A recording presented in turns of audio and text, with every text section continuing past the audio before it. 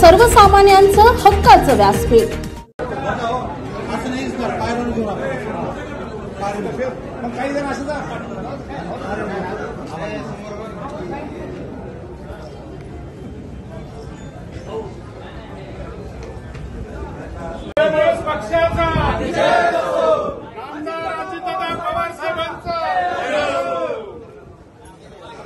पदासाठी राष्ट्रवादी काँग्रेसतर्फे आपण उमेदवार दिलेले आहे, तर काय सांगाल त्याबद्दल? निश्चितपणे या ठिकाणी हे शौर्य अभिजितजी पाचरणे यांचा या परिसरातील असलेला संपर्क, तसं पाहिलं तर शिरूर शहरासाठी रसिक भाऊ असतील, शहीद भाऊ असतील, त्याच्यानंतरच्या काळामध्ये स्वर्गीय लोकनेते आमचे मार्गदर्शक बापूरावजी पाचरणे साहेब असतील आणि त्याच्यानंतर प्रकाश शेठ धारेवाल असतील, यांच्या माध्यमातून निश्चितपणे लक्ष द्या, एक विकासाच्या उमेदवारी अर्ज दाखल करण्याचा बाकी आहे.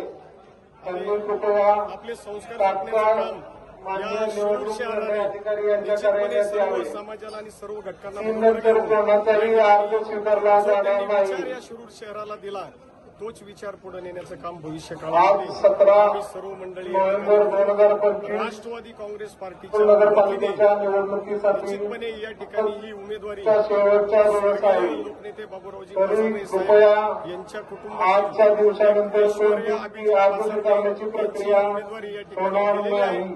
त्यांचा आजच्या दिवसाचा परिसरामध्ये 3 वाजता टाइम आहे. त्यांचे मालक शेवटचे 5 मिनिट बाकी आहे.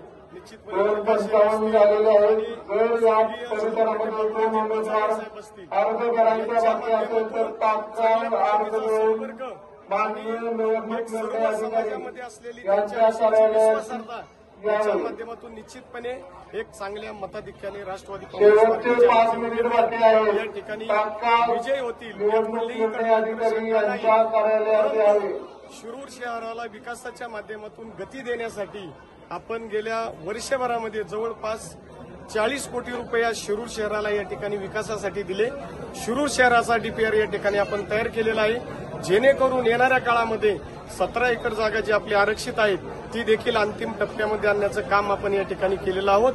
या शिरूर शहरामध्ये आता आपण पाहतोय की जवळपास 56 किलोमीटर अधिक 4 किलोमीटर असा फ्लायओव्हर पुणे टू शिरूर या ठिकाणी आपण मंजूर केलेला आहे. त्यांचं टेंडर पूर्ण झालेलं आहे आणि लवकरच त्याचं उद्घाटन देखील होणार आहे, जेणेकरून आपल्याला जो प्रवास आहे तो प्रवास आपल्याला 2-2.5-3 तास लागतात, तो प्रवास येणाऱ्या काळामध्ये आपला 30 ते 40 मिनिटांमध्ये कसा होईल आणि हे कनेक्ट करण्याचं काम भविष्यामध्ये करत असताना या शिरूर शहराला या पुणे जिल्ह्यामध्ये शिरूर नगर परिषद ही विकास कामांच्या माध्यमातून अतिशय चांगल्या पद्धतीची नगर परिषद काळात राष्ट्रवादी काँग्रेस पक्षाच्या माध्यमातून अजितदादांच्या त्या ठिकाणी मार्गदर्शनाखाली या शिरूर नगर परिषदला आम्ही सर्व मंडळी या ठिकाणी आमचा एकच अजेंडा आहे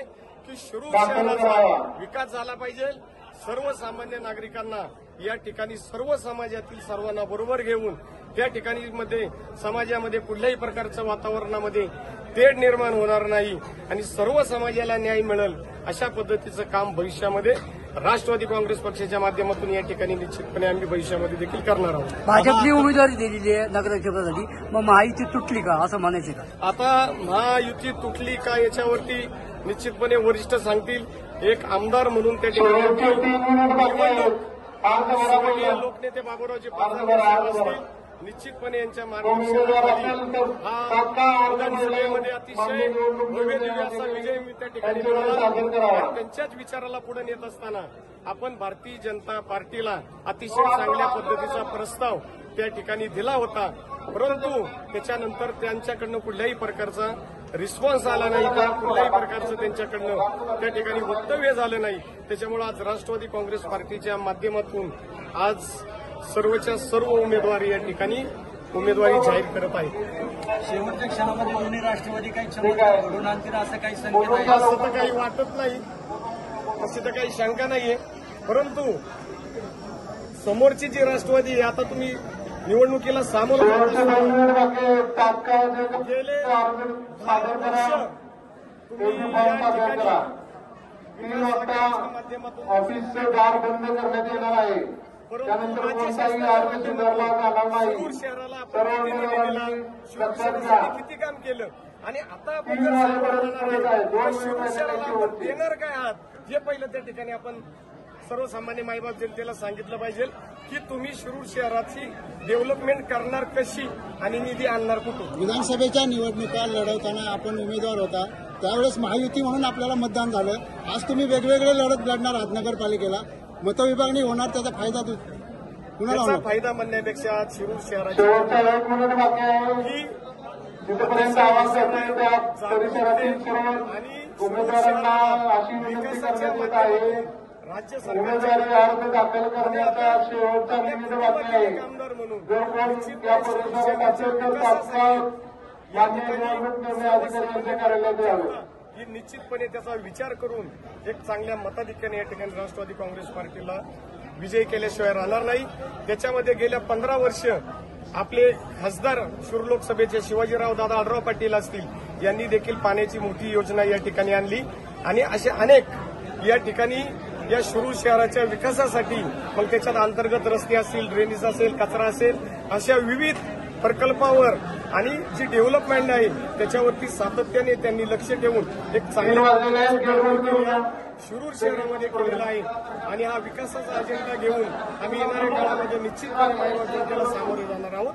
आमचा एकच अजेंडा आहे शिरूर शहराचा विकास आणि या पुणे जिल्ह्यामध्ये निश्चितपणे आपल्या सर्वसामान्य त्या ठिकाणी नागरिकांचं राहणीमान चांगलं हेच झालं पाहिजे. त्याच्यामध्ये आरोग्याची सेवा चांगली मिळाली पाहिजे. त्याच्यात आरोग्य आपलं राहणीमान उंचावलं पाहिजे.